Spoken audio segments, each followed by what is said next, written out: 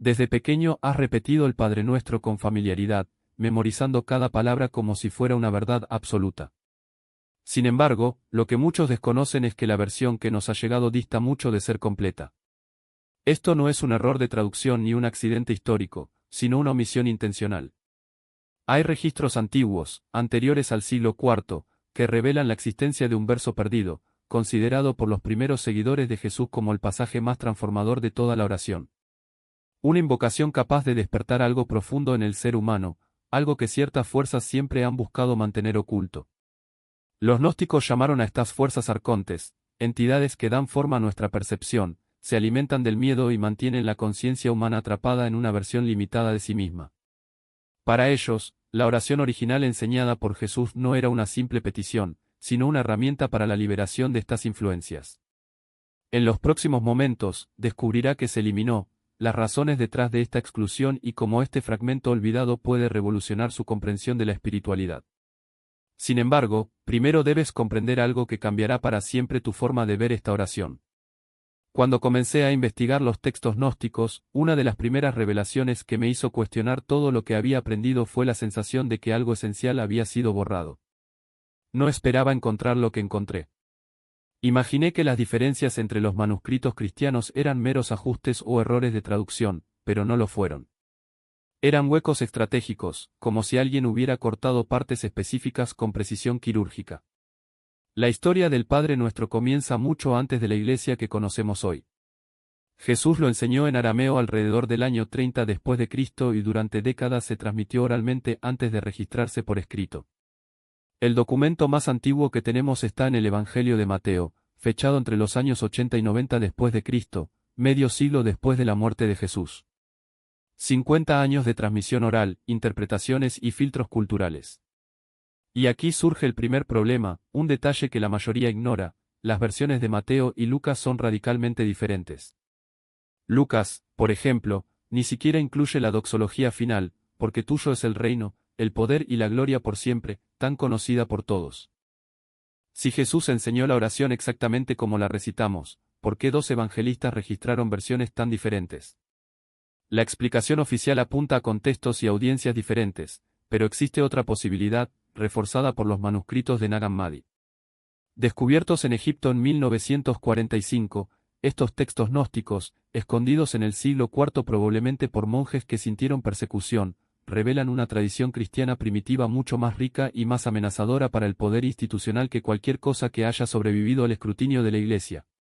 Entre estas diferencias destaca la forma en que los primeros cristianos entendían la oración de Jesús, no como una súplica, sino como un acto de activación espiritual. Si el Padre Nuestro que conocemos no es la versión completa, ¿cuál era realmente? Los gnósticos sirios del siglo I practicaban lo que llamaban la oración de disolución, o llave del pleroma, siendo el pleroma la plenitud de la existencia, el reino de la luz antes de cualquier fragmentación. Los eruditos contemporáneos como Elaine Pagels y Marvin Meyer llaman a esto el contexto cosmológico de la oración de Jesús.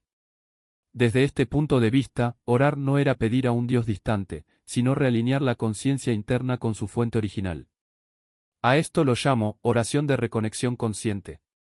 La idea central es simple: Jesús no enseñó una oración de sumisión, sino una tecnología espiritual de resistencia. Resistencia a los arcontes, fuerzas que los gnósticos identificaron como patrones de conciencia que gobiernan las capas más densas de la existencia.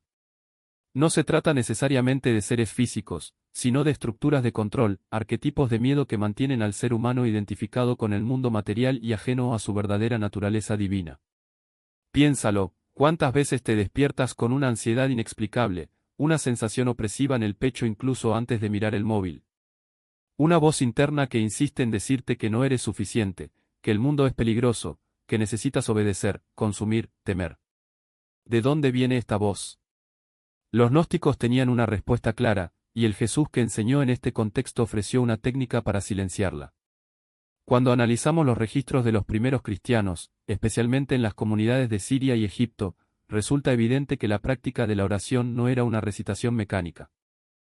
Fue un proceso en capas que involucró respiración, intención, invocaciones específicas y, finalmente, una afirmación que las versiones posteriores simplemente omitieron. Esta no es una teoría personal. El papiro Egerton II del siglo II, fragmentos de la Didache, un manual de la iglesia primitiva anterior a muchos evangelios canónicos, y pasajes del Evangelio de los egipcios muestran variaciones de la oración de Jesús que no aparecen en Mateo ni en Lucas. El Evangelio de Tomás, encontrado en Nag Hammadi, conserva dichos de Jesús que reinterpretan radicalmente la oración. Al decir 3, por ejemplo, afirma, el reino está dentro de ti y fuera de ti. Esta visión cosmológica interna transforma completamente el significado de venga tu reino. No es una petición, sino una declaración de la realidad. La sospecha de que había algo genuino en esta práctica comienza a confirmarse cuando examinamos documentos históricos. En 1945, en el Alto Egipto, un campesino llamado Muhammad Ali al-Samman encontró una vasija enterrada cerca de Nag Hammadi. En su interior había 13 códices en papiro envueltos en cuero, que contenían 52 textos de más de 1600 años de antigüedad.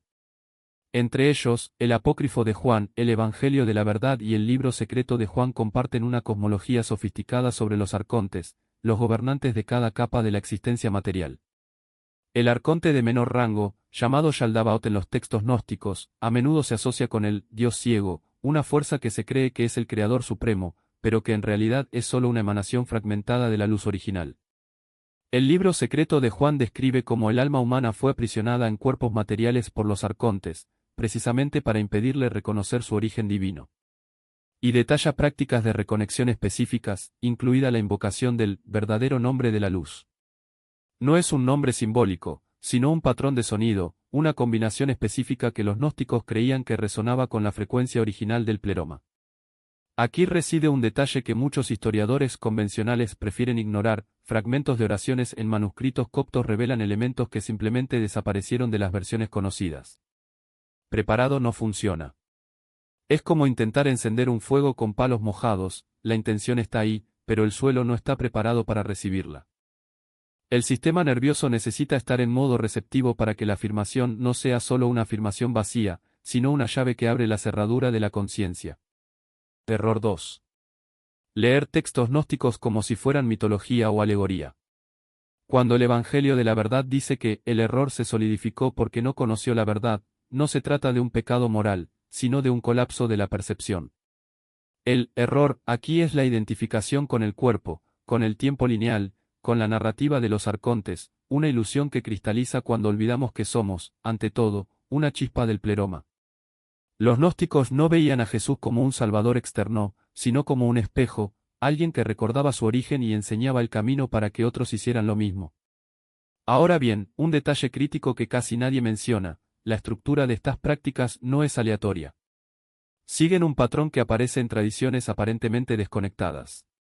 En el libro secreto de Juan, por ejemplo, la reconexión con la luz original se describe en 3 etapas: reconocimiento de la chispa divina dentro de uno mismo, afirmación de la naturaleza ingobernable de esa chispa, y acción, la recitación o práctica que consolida este reconocimiento.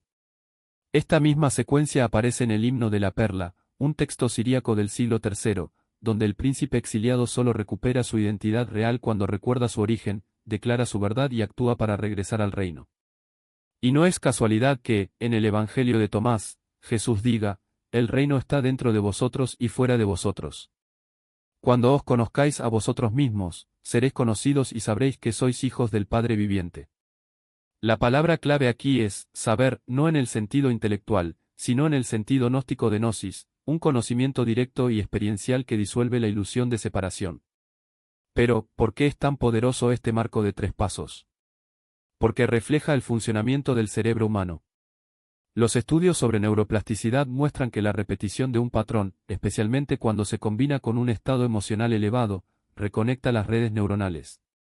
Cuando respiras profundamente antes de orar, paso 1, activas la corteza prefrontal y reduces la actividad de la amígdala, creando las bases para la afirmación, paso 2.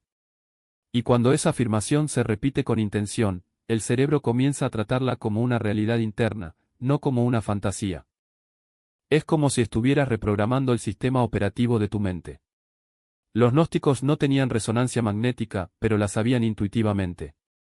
Llamaron a este proceso despertar al hombre interior, y los textos de Nag Hammadi están llenos de instrucciones prácticas para ello, desde meditaciones sobre los nombres divinos hasta ejercicios para visualizar la luz original.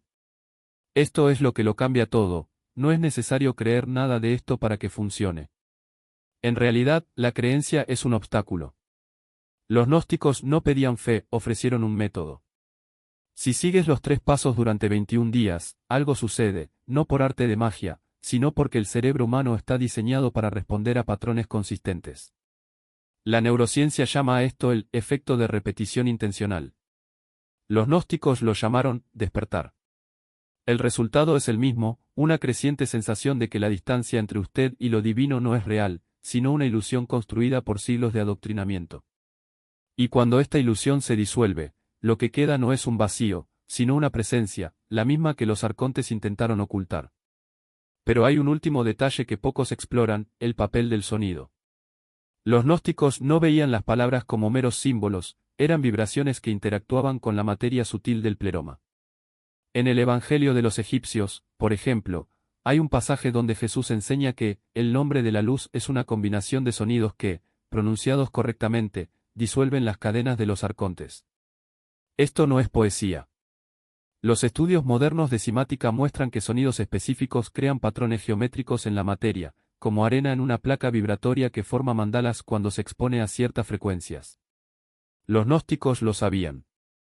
Creían que el verdadero nombre de la luz no era una palabra, sino una frecuencia que resonaba con la estructura original del universo. Y aquí está el secreto, no necesitas saber el nombre exacto para usarlo.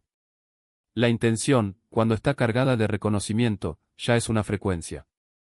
Cuando dices, reconozco en mí aquello que no puede ser aprisionado, no estás simplemente hablando, estás emitiendo una vibración que interfiere con la ilusión de los arcontes. Entonces, ¿cómo aplicas esto hoy? Comience con la tercera práctica, lea el libro secreto de Juan o el Evangelio de la Verdad no como un texto antiguo, sino como un manual de instrucciones. Note los pasajes que hablan sobre la chispa divina y la ilusión de la separación. Luego, intégrelos en las 2 primeras prácticas. Por ejemplo, antes de recitar el Padre Nuestro, lea un pasaje como, el Padre está en vosotros, y vosotros estáis en el Padre, y lo que veis en vosotros mismos es lo que sois en el Padre, Evangelio de la Verdad. Respira profundamente, reconoce la chispa y luego recita la oración con afirmación interior. No espere un milagro inmediato. Los gnósticos no prometieron una transformación instantánea, prometieron un camino. Y el camino comienza cuando dejas de pedir permiso para existir como luz. Preparado es cuando las palabras quedan vacías de campo. El punto de partida es siempre el mismo, la respiración. El segundo error es esperar una respuesta emocional inmediata. La práctica gnóstica no se trataba de picos de éxtasis, sino de una lenta sedimentación. Como el agua que desgasta la piedra, no hoy, sino con el tiempo. ¿Qué esperar en las primeras semanas? La oración ya no es automática. Te das cuenta de que cada verso tiene un peso que antes pasaba desapercibido. Después de 30 días, esa sensación de distanciamiento de Dios, como si estuvieras orando a un lugar inalcanzable, comienza a disolverse. La oración se convierte en algo más cercano a un diálogo íntimo que a una transmisión unidireccional. Con coherencia a lo largo de los meses, lo que los gnósticos llamaban gnosis, no un conocimiento intelectual, sino un reconocimiento experiencial, comienza a surgir en momentos inesperados. No durante el estado de oración, sino en la vida cotidiana. Esa presencia que no se puede nombrar, pero que se revela más real que todo lo que la rodea. No es magia. Es el resultado de utilizar la herramienta tal como fue diseñada. Recapitulemos lo que descubrió hoy. Llegaste aquí creyendo que el Padre Nuestro era una oración completa, entregada ya preparada por Jesús y preservada intacta por la Iglesia.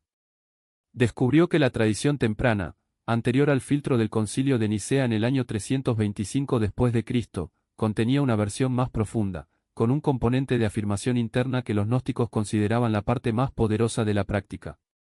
¿Y las pruebas?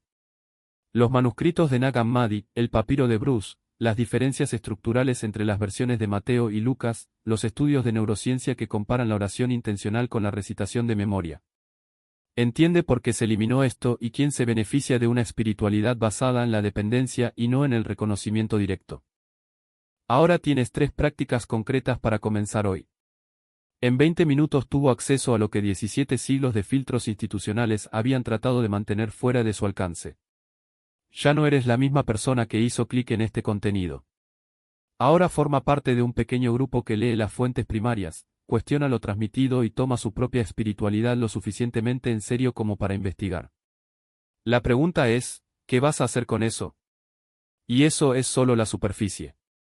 Hay mucho más sobre los arcontes, las prácticas gnósticas para disolver el miedo y otros textos de Nag Hammadi que no cabría aquí. Si este contenido tiene sentido para ti, deja tu interés en los comentarios. La demanda definirá lo que vendrá después. Si este material te resonó, dale me gusta. Ayudas al algoritmo a hacer llegar esta información a quienes la buscan sin saber cómo nombrarla. Y suscríbete para no perderte lo que viene. Recuerda, la oración que te enseñaron no está mal. Está incompleto. Completarlo es tu responsabilidad. Nos vemos en el siguiente paso.